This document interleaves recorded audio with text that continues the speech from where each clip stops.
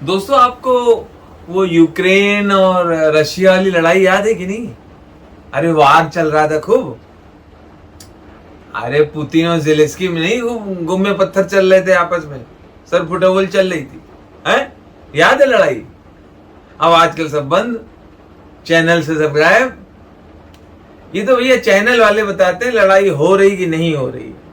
अब हो सकता है पुतिन और जेलेंस्की, इंडिया में जो बवाल चल रहा है, महाराष्ट्र की सरकार की उठापटक चल रही है, बरसात चल रही है, यहाँ उदयपुर और सब बवाल चल रहा है, हो सकता है इस चक्कर में पुतिन और जेलेंस्की ने लड़ाई रोक दी हो।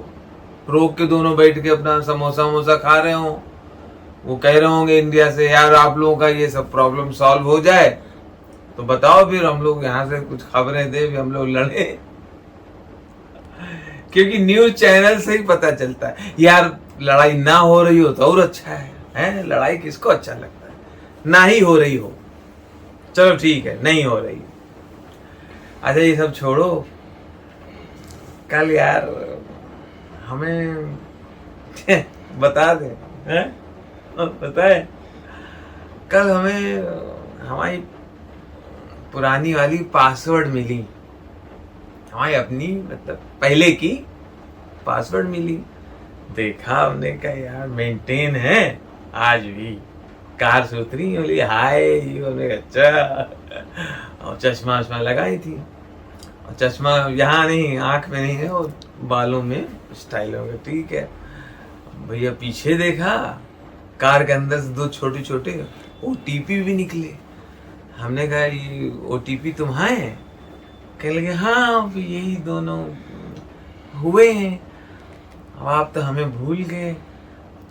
तो हमने कहा अरे अब तुम वाईफाई कहीं और से ले रही हो तो फिर तो खुद चली गई, हमसे झूठे ही कह के कि तुम्हारी बत्ती नहीं आती, जबरदस्ती की। तुम जाना तो चली जाती, बत्ती नहीं आती, नेटवर्क नहीं रहता है।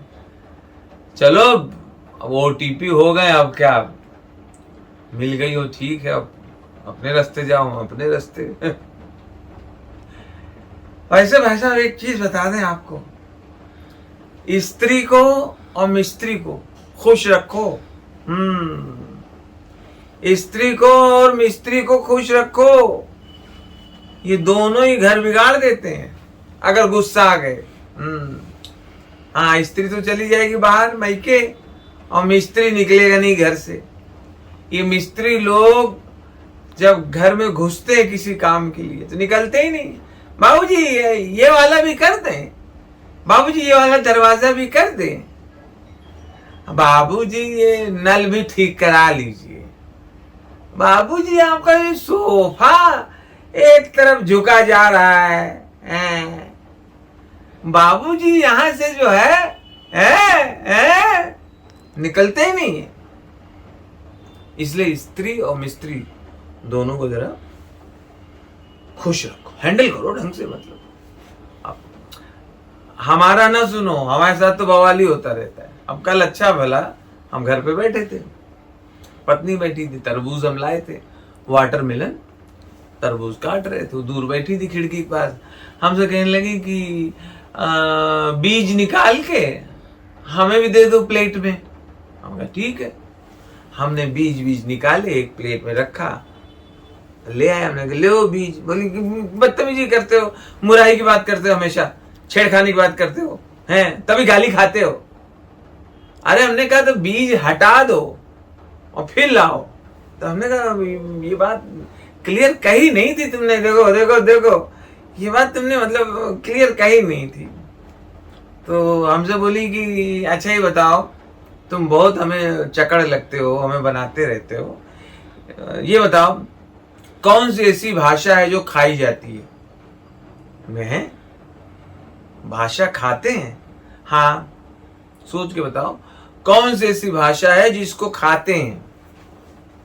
हमने कहा पता नहीं। अच्छा आप लोग बताओ, आप लोग बताओ, हैं नहीं मालूम? चीनी, चीनी खाते हैं।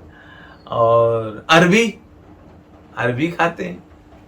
बहुत लोग उसको हालांकि घुइयां भी कहते हैं, लेकिन खाते हैं। अरे वो करीब 2-3 साल पहले वो नहीं आए थे चाइना के राष्ट्रपति जिनपिंग ठंग पंग पंग। तो किसी ने हमसे कहा कि चाइना के राष्ट्रपति आए हैं। हमने चाइना के राष्ट्रपति आए हैं तो फिर असली कब आएंगे हैं? अरे यार चाइना का माल तो नकली होता है ना। तो चाइना के राष्ट्रपति हैं, हो सकता है कुछ समय बाद असली आए। चलो ये आए हैं तो इनका भी स्वागत कर लेते हैं भाई। ये तो हम लोग अतिथि देवो भव कहा ही जाता है, नकली वाले को भी कर लो स्वागत। दोस्तों कॉमेडी और हास्य की बातें तो मैं ढूंढ ढूंढ के लाता ही रहता हूं कहीं ना कहीं से। आज मैंने सोचा कुछ महान पुरुषों के बारे में भी हमें बोलना चाहिए। वो उनका हक भी है, उनका अधिकार भी है। आज मैंने सोचा रतन टाटा की मैं तारीफ करूं। हालांकि उनकी मैं क्या तारीफ करूं, वो खुद इतने महान हैं, मैं तो उनके सामने बहुत छोटा हूं। पिछले हफ्ते मुंबई में एक फंक्शन था, वहां रतन टाटा जी मुख्य अतिथि थे, आए थे। मैंने देखा थोड़ी सी कमर ऐसी उनकी झुकी हुई, उम्र दराज तो है ही है। उस समय बस मेरे मन से यही दुआ निकली, प्रार्थना निकली, भगवान रतन टाटा जी को स्वस्थ रखो, इन्हें अच्छा रखो। यही वो शख्स है जिसने निस्वार्थ भाव से देशवासियों की सेवा की है। इतना बड़ा उद्योगपति, इतनी सादगी, इतना समर्पण, लाखों करोड़ों लोगों को रोजगार दिया उस बंदे ने। रतन टाटा जी को हमारी भी उम्र लग जाए। अरे भैया तुम्हें कब्जे क्या नहीं कब्जी से मरेंगे साले। लोग ऐसी गंभीर समस्या को हंसी मजाक में उड़ाते। अरे कहना क्या चाहते हो? उस कहने के लिए तो एक समस्या है। अच्छा हमको सिखा रिया है। इसे इग्नोर न कर। हम मालूम है तेरे बाप को मत सिखा। अब पहली रात से ही असर दिखाता है और इसकी आदत भी नहीं पड़ती। समझ रहे हो? समझ रहे हो? पेट सफा, हर रोग दफा। সাব্বাস বেটা বহুত বড়ি। আরে ভাই আপনারও কোষ্ঠকাঠিন্য আছে কি? লোকজন এরকম গুরুতর সমস্যা নিয়ে হাসি ঠাট্টা করে। কোষ্ঠকাঠিন্য শুনলে মনে হয় একটা সমস্যা, কিন্তু আসলে অনেক রোগের মূল, তাই একে অবহেলা করবেন না। বিশেষ আয়ুর্বেদিক জড়িবুটি দিয়ে তৈরি পেট সাফা আয়ুর্বেদিক চূর্ণ আজই নিয়ে আন। পেট সাফা প্রথম রাত থেকেই ফল দেয় আর এটি অভ্যেসেও দাঁড়ায় না। পেট সাফা সব রোগের দফা।